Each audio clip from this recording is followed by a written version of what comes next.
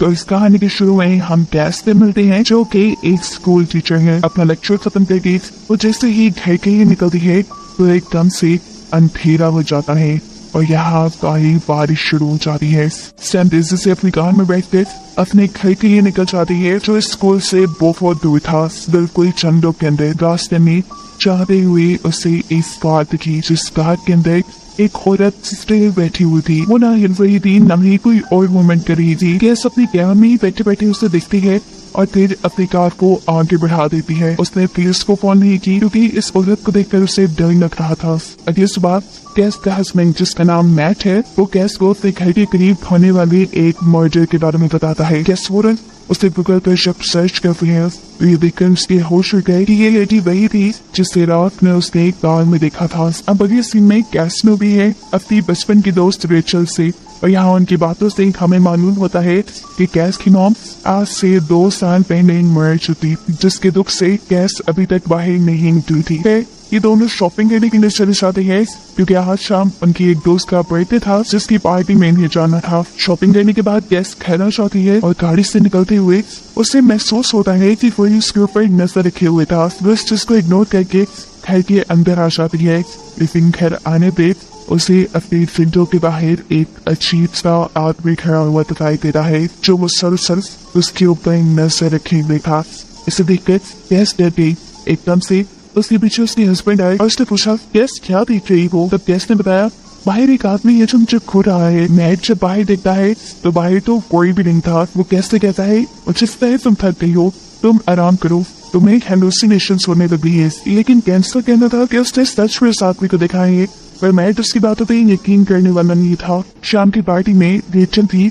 Gas से उसी murder के बारे में बात करती है जो उनके घर के पास हुआ था। वो बताती है कि जिस औरत का मर्डर हुआ था वो औरत रेचल की और मैट के ऑफिस में काम करती थी। घर आने पर दोबारा गैस और मैट की उसी मर्डर के बारे में बात होती है। गैस बहुत ज्यादा डर चुकी थी। वो मैट से कहती है, क्या ऐसा नहीं हो सकता हम अपने पूरे घर में अलार्म सिस्टम इंस्टॉल करवाने? मैट को भी उसका आइडिया पसंद आता है और वो जल्दी से उठ गए पहले अपने घर के सभी खिड़कियां दरवाजे बंद करता है। मैट जब बाहर था तो इस टाइम गैस फोन पे एक कॉल आती है। गैस की कॉल उठाने पर दूसरी तरफ से कोई भी कुछ बोल नहीं रहा था। जाहिर सी बात थी ये गैस के लिए एक थ्रेटनिंग कॉल थी। सुबह में कोई इसी मर्डर की न्यूज अब टीवी पे भी आ रही थी। इसे देखकर गैस और भी ज्यादा रह गई। अचानक उसे महसूस हुआ कि कोई उसके पीछे है। जो वो बाहर जाकर चेक करती है तो हम गैस के पीछे किसी का शैडो देख पाती हैं। दोबारा उसे टेलीफोन नंबर से कॉल आती है और इस मरतबा भी कॉल उठाने पर आगे से कोई नहीं बोल रहा था। थोड़ी देर बाद गैस के घर पे एक लड़का आता है। देखते हुए गैस दरवाजा खोलती है तो उसे पता चलता है ये तो अलार्म सिस्टम कंपनी से आया था, जिससे मैट ने अलार्म सिस्टम लगवाने की बात की थी। इस सबके बाद गैस अब उस मर्डर साइट पे जाती है। वहाँ पर काफी सारे बुके सटे हुए थे और वहाँ पे एक फॉक्स भी थी, जिसे देख कर गैस डर गई और फौरन अपने घर वापस आ गई। उसने मर्डर साइट से लड़की का एक एयररिंग चुराया था, जिसे लाकर उसने अपने घर पे संभाल कर रख दिया। आज रात में जब गैस नहाने गई तो गैस को नहाते हुए बहुत अजीब फील हुआ। उसे ऐसा लगा कि कोई जबरदस्ती उसे पानी के अंदर डुबो रहा था। डरते वो जोर से वॉशरूम से निकलकर मैट को कॉल करती है और उसे बताती है कि घर पर कोई आ गया है। अभी वो फोन पे बात ही कर रही थी, एकदम से उसकी खिड़की बंद गिरने जाती है। वो फौरन दरवाजे पे चेक करने जाती है तो वहाँ पर ऑफिसर्स आए थे जो उनके घर के पास होने वाले मर्डर की इन्वेस्टिगेशन कर रहे थे। ऑफिसर पूछते हैं कि क्या तुमने उस लड़की के मर्डर के बाद वहाँ उस कार को देखा था? डरते हुए गैस बताती है, हाँ मैंने देखा था, लेकिन मुझे ये आइडिया नहीं था कि वो मर गई होगी। मैं बहुत घबरा गई थी, इसलिए मैंने पुलिस को फोन नहीं की। मैट जो कि इसी इन्वेस्टिगेशन के टाइम यहाँ पे आ चुका था, वो ऑफिसर्स के जाने के बाद कैसे पूछता है, क्या फिर तुमने मुझे बात क्यों नहीं बताई थी कि तुम भी उस रात वहां से गुजर कर आई थी? जवाब में गैस कहती है, क्योंकि तुमने मुझे उस रोड से गुजरने से मना किया था। मुझे लगा कि अगर मैं तुम्हें बताऊंगी तो तुम मुझ पर गुस्सा हो जाओगे। अगली सुबह दोबारा गैस को उसी अननोन नंबर से कॉल आती है और इस मरतबा भी दूसरी तरफ से कोई भी उसे रिस्पॉन्स नहीं देता। ठीक इसी वक्त दोबारा उसका घर नॉक होता है। बाहर जाकर वो देखती है कि इस टाइम उसका एक स्टूडेंट उसे उसकी बुक वापस करने के लिए आया था। ये लेकर गैस भी तैयार होकर स्कूल के लिए निकल जाती है। आज छुट्टी का दिन था, लेकिन फिर भी गैस स्कूल आई थी क्योंकि उसकी मीटिंग थी। लेकिन ऑफिस में जाकर वो दिखती है कि ऑफिस में तो कोई टीचर नहीं, तभी उसी का एक कुलीग जो कि यहाँ का कोच है वो उनके पास आता है और उससे पूछता है कि आप आज क्यों यहाँ आई हैं। कैस कहती है कि आज मीटिंग थी लेकिन कोई भी टीचर नहीं आई। हैरान होकर कोच से जवाब देते हैं कि आज तो ऐसी कोई मीटिंग नहीं थी। ये बात सुनकर कैस भी परेशान होकर यहाँ से चली जाती है और जब कैस अपनी गाड़ी में बैठ के घर के लिए निकल रही थी तो हमें दिखाया जाता है कि वो कोच अजीब सी नजरों से कैस पे नजर रखे हुए था। अब वो पूरा दिन घर पे ही थी कि तब उसे मैट की कॉल आई। मैट ने उससे बताया कि आज उससे काम से आने में देर हो जाएगी, इसलिए कैस ने भी फोन काट दिया। फोन काटते ही कैस को दोबारा से अपने घर में अजीब सी आहट सुनाई देने लगी। जैसे ही वो इस आहट को चेक करने गई उसने देखा कि उसका पूरा रूम पॉलीथीन शीट से कवर था और पॉलीथीन शीट के नीचे उसे किसी का शैडो नजर आ रहा था। तो जैसे ही शैडो के करीब गई तो एकदम से किसी तरह पॉलीथीन उसके ऊपर लिपट गई। उसे सांस में नहीं आ रहा था। मुश्किल से अपने आप को इस पॉलीथीन से छुड़ाते हुए वो बाहर आई और उसे दोबारा उसी अननोन नंबर से कॉल आ गई। हर बार की तरह इस बार भी कोई भी दूसरी तरफ से रिस्पॉन्स नहीं कर रहा था। अब तो कैस बुरी तरह घबरा चुकी थी। वो डर के अब वही सो चुकी थी। आधी रात में किसी ने कैस को उसका नाम लेकर जगाया। कैस जैसे ही उठती है तो उसके रूम का डोर खुल जाता है। दरवाजे के पास कोई भी नहीं था और उसे यहाँ से अपनी मॉम की आवाज आ रही थी। हालांकि उसकी मॉम दो साल पहले ही मर चुकी थी। कैस जब उस आवाज का पीछा करती है तो उसे अब अपनी मॉम की सुलन नजर आ रही थी, जिससे डर गई कैस वहां से भाग गई। उस सुलन ने भी कैस का पीछा किया लेकिन वो कैस के पीछे वॉशरूम में नहीं आई। इसके बाद कैस को अपने कमरे से बहुत सी चीजें गिरने की आवाज आने लगी थी, जिससे डरते हुए उसने पुलिस को कॉल कर दी। ऑफिसर जहाँ मर्डर की इन्वेस्टिगेशन कर रहे थे वो भी जल्दी से उसके पास आ जाते हैं, लेकिन उसके घर की पूरी तलाशी लेने पे उन्हें यहाँ कोई भी नहीं मिलता। और जैसे कैस उन्हें बता रही थी कि उन्हें अपने कमरे से जूते टूटने की आवाज आ रही थी, वहाँ तो कोई चीज हिली भी नहीं थी। अब कैस की इस अजीब सी हालत को देखते हुए ऑफिसर किसी को कॉल मिलाती है और उन्हें एक शॉकिंग बात ये पता चलती है कि आज से 2 साल पहले कैस मेंटल हॉस्पिटल में एडमिट थी। इसीलिए अब ऑफिसर को कैस पे शक होने लगा था। उन्हें शक होने लगा था कि कहीं कैस अभी तक ठीक नहीं है और उस मर्डर और ऐसी सारी चीजों के पीछे कैस का हाथ हो सकता है। जब कैस की बातों पे कोई यकीन नहीं कर रहा था तब कैस अपने कलीग से मिलती है जो कि कोच थे। कोच उसकी बातें सुन लेते थे। वो कोच को रात में हर चीज बताते हैं। कोच पूछते हैं तुम्हें किस पे शक है, फोन आया होगा तुम्हारे घर पे। तब कैस कहती है मुझे लगता है वो बच्चा जो काफी टाइम से मेरे पीछे पड़ा हुआ है, उसका कहना है कि वो मुझे पसंद करता है, मैंने उससे ना कर दिया था, हो सकता है वो इसी चीज का बदला ले रहा हो। रात में हम देखते हैं कैस और मैट एक साथ थी। इन दोनों की बातों से हमें मालूम होता है कि जब कैस की मॉम मरी तो उसके बाद कैस बहुत ज्यादा डिप्रेशन में चली गई। डिप्रेशन से निकालने के लिए उसने बहुत सी पिल्स का यूज किया जिसके साइड इफेक्ट में उसे हेलुसिनेशंस होने लगे थे। मैं कहता है मुझे लगता है तुम्हें आज भी हेलुसिनेशन हुए होंगे, लेकिन कैस कह रही थी नहीं ये हेलुसिनेशंस नहीं थे, मैं श्योर हूँ कि यहाँ कोई आया था। अब मैट उससे कहता है कि हमारे घर में एक अलार्म टेक्नीशियन आया था, तुमने यहाँ अलार्म इंस्टॉल करने के लिए एक कॉन्ट्रैक्ट किया है। और ये बात कैस को परेशान कर देती है क्योंकि उसने तो कोई कॉन्ट्रैक्ट साइन नहीं किया था। मैट भी उससे बहस नहीं करता क्योंकि वो जानता था कैस पहले से ही परेशान थी। ये दोनों सो जाते हैं और आधी रात में कैस की आंख खुलती है। वो मैट के बैग से कॉन्ट्रैक्ट पेपर्स निकालती है और देखती है कि वहाँ पे सच में उसी ने साइन किए हुए थे। उसे तो खुद अपनी दिमागी हालत पे शक होने लगा था। अगली सुबह मैट बहुत खुश था और थोड़ा सा गुस्सा भी क्योंकि उसे पता चला था कि कैस प्रेग्नेंट है। वो उससे पूछता है कि आखिर इतनी बड़ी खबर तुमने मुझे क्यों नहीं बताई। भाई कैस कहती है अरे नहीं मैं प्रेग्नेंट वो ही नहीं तो मैं तुम्हें बताती क्या। ये सुनकर मैट उदास हो जाता है और उससे कहता है यार तुम भूल गई होगी, जैसे तुमने कॉन्ट्रैक्ट से साइन किया और तुम भूल गई। वो उससे लेकर हॉस्पिटल जाता है और ये बात कंफर्म हो जाती है कि कैस यही कह रही थी, वो प्रेग्नेंट नहीं थी। यहाँ डॉक्टर उसकी दिमागी हालत को बेहतर करने के लिए बस कुछ मेडिसिन दे देते हैं, जिसके बाद कैस और मैट दोनों घर आ जाते हैं। हराने पर कैस मैट से नाराज थी क्योंकि मैट ने बहुत ही अजीब तरीके से कैस की मेंटल हालत को डॉक्टर को एक्सप्लेन किया था।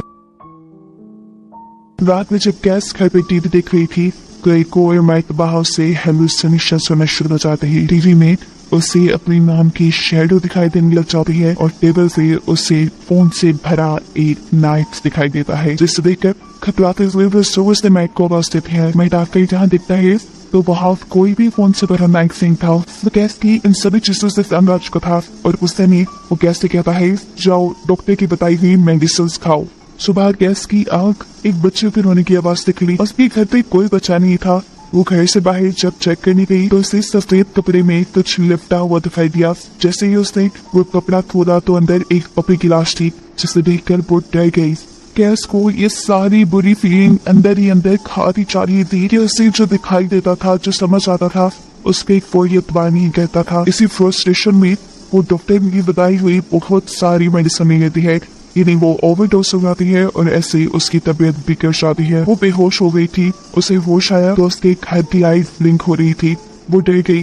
दोबारा उसका दरवाजा नॉक हुआ और जब वो बाहर गई तो उसने देखा कि बाहर ऑफिसर एन थी। वो उस मर्डर की ही इन्वेस्टिगेशन कर रही थी। कैस उन्हें घर के अंदर ले आती है। वो उन्हें अपने बारे में सारी बातें बताती है कि कैसे उसके मॉम की मौत के बाद वो डिप्रेशन में चली गई थी और अभी तक उसे हेलुसिनेशंस होते हैं।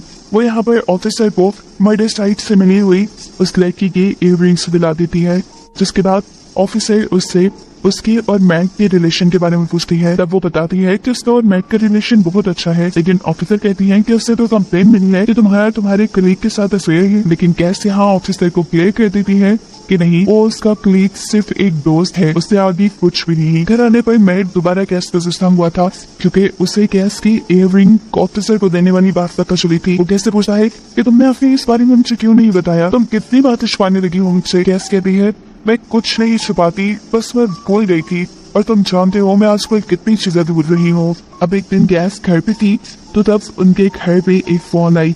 ये कॉल अलार्म इंस्टॉल करने वाली कंपनी से आई थी, जहाँ कंपनी से बात करते हुए कैस को मालूम होता है कि कॉन्ट्रैक्ट पेपर पर साइन असल में मैट ने की थी, क्योंकि जिस दिन वो कॉन्ट्रैक्ट करने के लिए आए थे उस दिन कैस तो घर पे थी ही नहीं। और इस चीज से कैस को अपने ही हस्बैंड मैट पे शक होने लगा है। या फिर क्यों उसने कैस से झूठ बोला, क्यों वो कैस को ब्लेम कर रहा था कि उसने कॉन्ट्रैक्ट करने के बाद उसे बताया नहीं, और उसके नकली साइन करना, ये सब क्या चल रहा था। अब उसे शक होने लगा था कि शायद मैट का कहीं और अफेयर चल रहा है। इस सिलसिले में वो अपनी दोस्त रेचल से बात करती है और उससे कहती है कि तुम मैट के पीछे एक प्राइवेट इन्वेस्टिगेटर लगा दो। हालांकि उसे तो रेचल पे भी शक था कि कहीं रेचल और मैट का ही अफेयर हो, इसलिए उसने चुपके से रेचल का मोबाइल चुरा लिया था। इस मोबाइल में कैस को बहुत से ऐसे मैसेजेस मिलते हैं जिसे पढ़कर वो शॉक रह चुकी थी, क्योंकि ये सारे मैसेजेस उस मर्डर से लिंक हो रहे थे।